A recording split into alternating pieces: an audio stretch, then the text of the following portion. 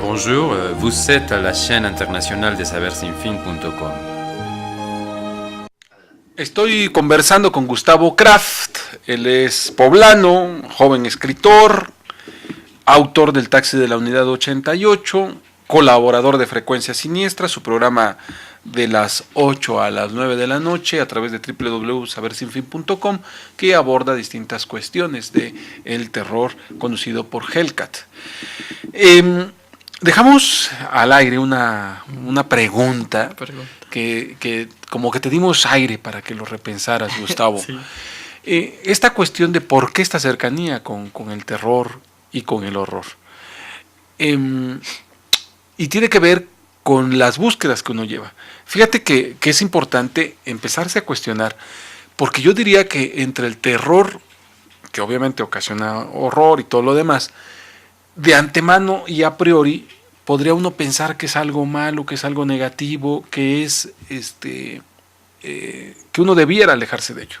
Yo no estoy diciendo que nos acerquemos y que todos seamos partidarios de estas diversas corrientes, pero al escucharte yo entiendo que hay cierta luz dentro de esas tinieblas aparentes, Gustavo. Sí, de hecho, bueno, yo por qué me declino mucho al horror, porque pues mi vida ha sido un poco trágica, así como lo fue para el pobre Edgar Allan Poe. De hecho, a la gente que se declina a hacer cuestiones oscuras, como Charles Baudelaire, Rimbaud, si uno lee sus biografías, por eso en mi facultad me dicen, siempre cuando tú quieras conocer, me lo dijo un maestro, siempre cuando tú quieras conocer el pensamiento de una persona, un escritor, un filósofo, primero lee su biografía, antes de leerlo. Porque en la biografía te das cuenta, más o menos tienes esa como idea, ya sé por qué fue por esta ruta, ¿no? Y si uno se atreve a leer la biografía de Edgar Allan Poe, de Guy de Maupassant, incluso de propio Lovecraft, te das cuenta que eran personas solitarias. En el caso de Edgar Allan Poe, briago y que tenía decepción por la vida, de Rimbaud, que fue violado por su mejor amigo. O sea, son cosas así, y en mi caso personal me declino al horror porque pues de chico, bueno, yo tuve una tragedia familiar en la que al lado de mi casa mataron a mis abuelos y a mis tíos, y pues sí, como que eso desde muy pequeño me impactó, me fui relacionando mucho con la muerte. Yo no entendía a la edad de los 15 años por qué la gente tenía que morir. Quizás también por eso estoy en filosofía, ¿no? La filosofía es un acercamiento hacia la probabilidad de entender mejor las cosas. Gustavo, este dato que nos acabas de dar de lo que pasó con tus familiares, pudiera parecer que está de más, pero son muy importantes para entender por qué el escritor escribe lo que está escribiendo. ¿Sí? Es más, si queremos disfrutar de la obra de algún escritor, de disfrutar de las películas de algún director, en fin, tenemos que adentrarnos en su biografía, entender por qué pensaba lo que llevó a la pantalla o lo que llevó al papel, ¿sí? Y también es importante entender el contexto en el cual se desenvolvía, no solamente su historia personal, sino entender que es un individuo que vivió en la sociedad norteamericana de finales del siglo XX, en fin, ir contextualizando a cada uno de ellos. Sabiendo así la ambientación en la cual se originó todo su suceso, ¿no? Es decir, en este caso me da la impresión que es un elemento muy rico para entender lo que tú haces, y también hasta una advertencia, decir, aguas, es un tipo que lleva esto en la mente, ¿no?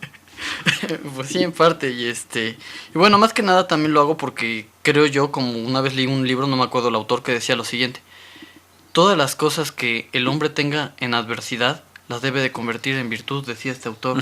Decía, porque incluso Shakespeare lo decía, mientras más tragedias tengas en la vida, más comedia podrás producir. Muy bien. Mira, Gabriela Aguilar manda saludos. Muchas gracias, Gabriela, por estarnos sintonizando. Muchas gracias. Caro Ordaz dice, escuchando de Lovecraft, se me hace una burla el Necronomicon. Necronomicon. Es el libro de la cuestión de los muertos. Bueno, es un libro que se basa en Abdullah Sarae, del árabe loco. No recuerdo bien bueno, pero tuvo mucha cuestión de demanda ese libro en el siglo XIX o XX, no recuerdo bien las fechas, pero es un libro en el que es como una Biblia y tiene signos, tiene invocaciones. Se supone que es un libro para hablar con los muertos. Estoy entrando a Santa Wikipedia, sabe usted, tomen la información con las debidas reservas que eso implica y por eso se lo estoy diciendo, de dónde lo tomo. El Necronomicon es un grimorio, libro mágico, ficticio, ideado por el escritor estadounidense H.P. Lovecraft, 1890-1937. Uno de los maestros de la literatura de terror y ciencia ficción. Es mencionado por primera vez en el cuento The Hout, El Sabueso, en 1922. Su presunto autor fue el árabe loco Abdul al-Hazred, bueno, cuyo nombre figura en The Nameless City, la ciudad sin nombre, 1921. El libro es asimismo mencionado por otros autores del círculo Lovecraftiano, como August Derleth o Clark Ashton Smith. Desde entonces el libro ficticio ha inspirado la publicación de diversas obras de igual título. Sí. De hecho, ese libro tiene también cierta relevancia con lo... En ese entonces estaba dando mucho el movimiento de Aleister Crowley, y el primer y gran último mago se le conoció a este sujeto, y decían que tenía una base no solo ficticia ese libro, sino que estaba basado en cosas realmente, bueno, que tenía que ver con la realidad, que según es un libro perdido por la cultura de los sumerios, porque habla mucho de Lilith, de Nina y cuestiones así. Y dices, bueno, ahora sí yo soy como la opinión de Julio Verne, ¿no? No sabemos en dónde estamos situados, si en la realidad o en la ficción, porque la realidad es producto de la ficción y la ficción es un adelanto de la realidad. Y pues ya yo no... Bueno, yo como filósofo a veces me cuestiono y digo, no, pues creo que ahorita vivo un momento, pero más adelante ese momento será diferente.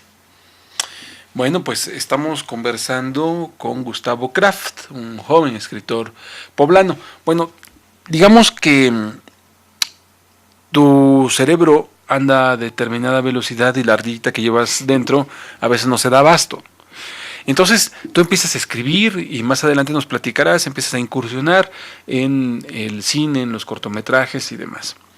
¿Es esto una necesidad para desahogar esa ansiedad que llevas, Gustavo?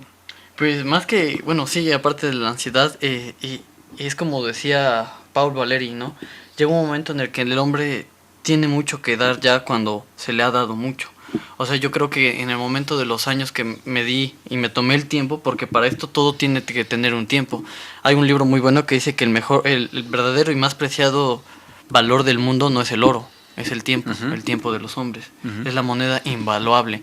Y el tiempo pues no se puede regenerar, no se puede volver a tener como lo son 100 pesos, ¿no? 100 pesos los pierdes hoy, pero si trabajas o sea como sea los vas a obtener otra vez. Pero el tiempo no. Una hora pasa, se desgasta y nunca más regresa esa hora a tu vida. Y entonces, cuando tú ya inviertes determinado tiempo en tu vida, cultivándote a través de, ya sea de los libros, a través de las experiencias, a través de cualquier cosa, y crees tú tener algo bueno que dar, pues es momento de dar, de brindar. Es como decía el propio Bruce Lee, ¿no? El agua en sí misma es transparente porque su fluidez la hace ser. Y el agua tiene la capacidad, me encantaba el pensamiento de Bruce Lee, decía, el agua tiene la capacidad de que en el momento que la pones tú en el vaso es el vaso, y si la pones en el mar, es el mar, entonces seamos agua, es lo que decía Bruce Lee. A los 18 años entonces empiezas a leer así desenfrenadamente, posteriormente ya después de algunos años ingresas a estudiar filosofía, que es lo que estás cursando actualmente, y hoy dices, ya tengo algo que compartir, es momento de empezarlo a vertir en el papel y ahora pues obviamente en las pantallas de nuestros ordenadores. Así es como surge el Taxi de la Unidad 88. Sí. Si te parece, Gustavo, al regreso del siguiente corte hablemos específicamente de algunos pasajes del Taxi de la Unidad 88, de las historias, cómo se te ocurren. En fin, ¿te parece? Sí, sí. Bueno, vamos a una pausa y al regreso retomamos esta interesante conversación.